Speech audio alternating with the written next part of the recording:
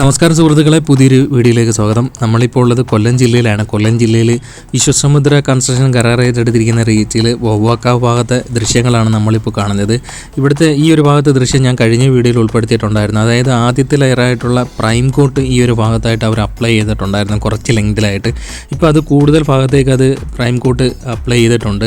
അതിനുശേഷം അവരിപ്പം കുറച്ച് ലെങ്തിലായിട്ട് ഇതിൻ്റെ മുകളിലായിട്ട് തന്നെ ചെറിയ മെറ്റിൽ അത് ഒരു കുറച്ച് തിക്നെസ്സിലായിട്ട് തന്നെ നിരത്തിയിട്ട് അതിൻ്റെ മുകളിലായിട്ടാണ് ഇപ്പം കുറച്ച് ലെങ്തിലായിട്ട് ടാർ ചെയ്തിരിക്കുന്നത്. നമ്മളിപ്പോൾ ഇവിടെ ഈ കാണുന്ന ഭാഗം ടാറിങ് അല്ല, അത് പ്രൈം കോട്ട് അടിച്ചിരിക്കുകയാണ്. പിന്നെ നമ്മൾ മുമ്പോട്ട് പോകുന്നിടത്ത് പിന്നെ മെറ്റിൽ നിരത്തിയിരിക്കുന്ന കാണാം, അത് ചെറിയ മെറ്റിലാണ് നിരത്തിയിരിക്കുന്നത്. അപ്പം അതിൻ്റെ അടിയിൽ പ്രൈം കോട്ടുണ്ട്. അത് കഴിഞ്ഞാൽ നമ്മൾ കുറച്ചും കൂടെ മുമ്പോട്ട് വരുമ്പം കുറച്ച് ലെങ്തിലായിട്ട് നമുക്കിപ്പം ടാർ ചെയ്തിരിക്കുന്നത് കാണാൻ പറ്റും. നാഷണൽ ഹൈവേ അതോറിറ്റി ഓഫ് ഇന്ത്യയുടെ ഉദ്യോഗസ്ഥന്മാർ വന്നു വെച്ച് കഴിഞ്ഞാൽ ചെക്ക് ചെയ്തതിന് ശേഷം അപ്രൂവ് ആയതിനു ശേഷമായിരിക്കും ബാക്കിയുള്ള ഭാഗത്തേക്ക് ഇനി ടാറിങ് ഉണ്ടാകാനുള്ള സാധ്യതയുള്ളൂ. ഇതേപോലെ നമ്മൾ ചാത്തന്നൂരിൽ നിന്ന് ശീമാട്ടി ജംഗ്ഷനിലേക്ക് പോയപ്പം ശിവാലയ കൺസ്ട്രക്ഷനും ഇതേപോലെ ആയിരുന്നു. ആദ്യമേ കുറച്ച് ലെങ്തിലായിട്ട് ടാർ ചെയ്തതിന് കുറേ നാളിന് ശേഷമാണ് പിന്നെ ടാറിങ് ആരംഭിച്ചത്, നല്ല രീതിയിൽ തന്നെ ആരംഭിച്ചത്. അപ്പം വവ്വാക്കാവ് ഭാഗത്തായിട്ട് തന്നെ ടാറിങ് പ്രവർത്തനങ്ങൾ ആരംഭിച്ചിട്ടുണ്ട് വിശ്വസമുദ്ര.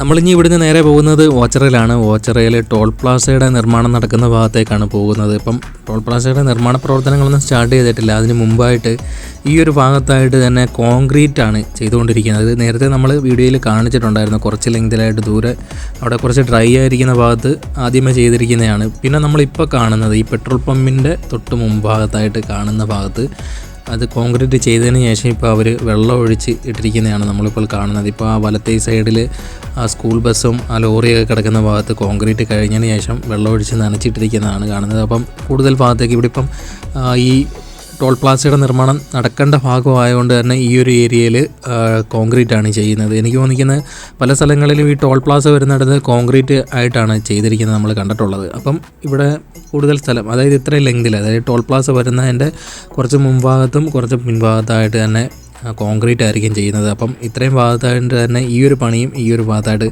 കുറച്ച് ലെങ്തിലായിട്ട് കഴിഞ്ഞിട്ടുണ്ട്. അപ്പോൾ ഓച്ചിറയിലെ ടോൾ പ്ലാസയുടെ അപ്ഡേറ്റ് ഇതാണ്.